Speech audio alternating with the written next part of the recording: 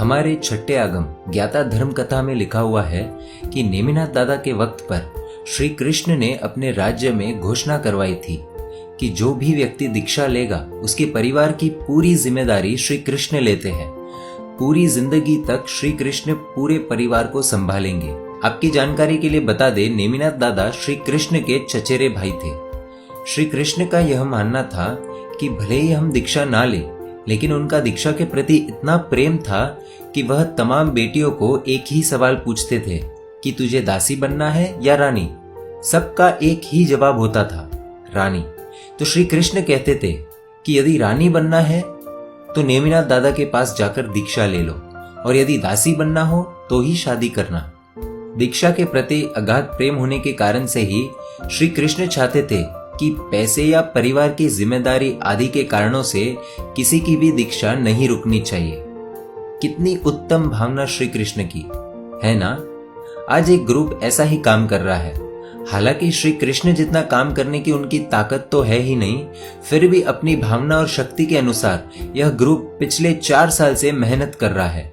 जो भी मध्यम परिवार हो, उनके घर पर किसी को दीक्षा की भावना हो तो वह दीक्षा पैसों के खर्च की चिंता के कारण रुकनी नहीं चाहिए, या वह दीक्षा लेट भी नहीं होनी चाहिए। यही इस ग्रुप का मकसद है। इसके लिए दीक्षार्थी के परिवार की भक्ति करनी जरूरी है। अभी तक 180 से भी अधिक दीक्षाओं में यह ग्रुप को छोटा बड़ा लाभ मिला है।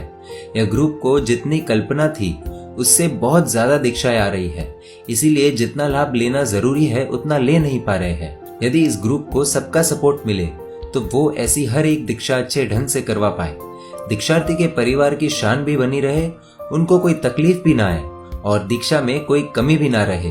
दोस्तों, इस साल भी कम से कम 10 दीक्षाएं तो उनके पास ऐसी ही आई थी कि जिसमें दीक्षार्थी के परिवार ने स्पष्ट पूछा कि यदि आप सचमुच सपोर्ट करने वाले हो तो हम दीक्षा नक्की करें, नहीं तो 2-3 साल के बाद जब पैसों की अनुकूलता होगी तब करवाएंगे। दोस्तों, कौन से माता पिता चाहेंगे कि उनके बेटे या बेटी की शादी सादगी से हो। सादगी से शादी पर तो एक बार माता पिता हाँ भी बोल दे, लेकिन कौन से माता पिता ये चाहेंगे कि उनका बेटा या बेटी सादगी से दीक्षा ले।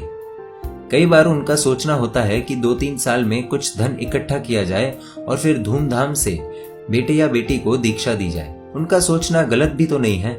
एक कल्पना कीजिए, उदाहरण के लिए मान लीजिए कि 1000 लोग ऐसा सोचे कि हम हर महीने 1000 रुपए इस ग्रुप को देंगे तो महीने के 10 लाख और साल के 1 करोड़ 20 लाख हो जाए, तो यह ग्रुप कम से कम 24 दीक्षार्थी परिवार की 5-5 लाख की भक्ति कर सकते हैं। आज के जमाने में महीने के 1000 रुपए देना कोई कठिन बात नहीं है। परिवार के साथ सिर्फ एक बार मूवी देखने जाए या कहीं घूमने जाए तो 2000 से लेकर 10,000 तक तो आराम से खर्च हो जाता है। हर एक जैन को दीक्षा के प्रति बहुमान तो होता ही है, और सिर्फ 1000 जैन भी सपोर्ट करने लगे तो यह ग्रुप का काम बहुत आसान हो जाएगा।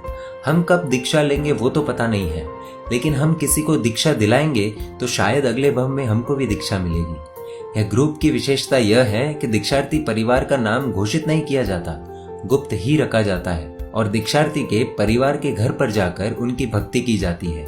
सुखी परिवार धूमधाम से दीक्षा करवाए तो बहुत अच्छी बात है, शासन की प्रभावना होती है।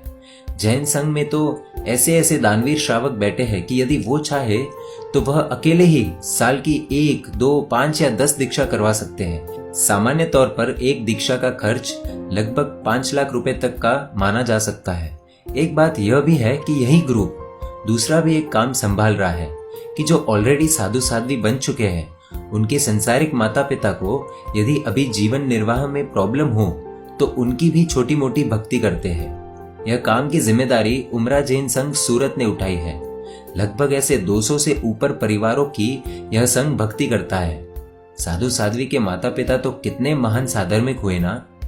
ये रहे इस ग्रुप के कॉन्टैक्ट नंबर। हम यदि कुछ भी ना कर पाए तो कम से कम इन्हें एक फोन करके इनकी अनुमोदना तो कर ही सकते हैं।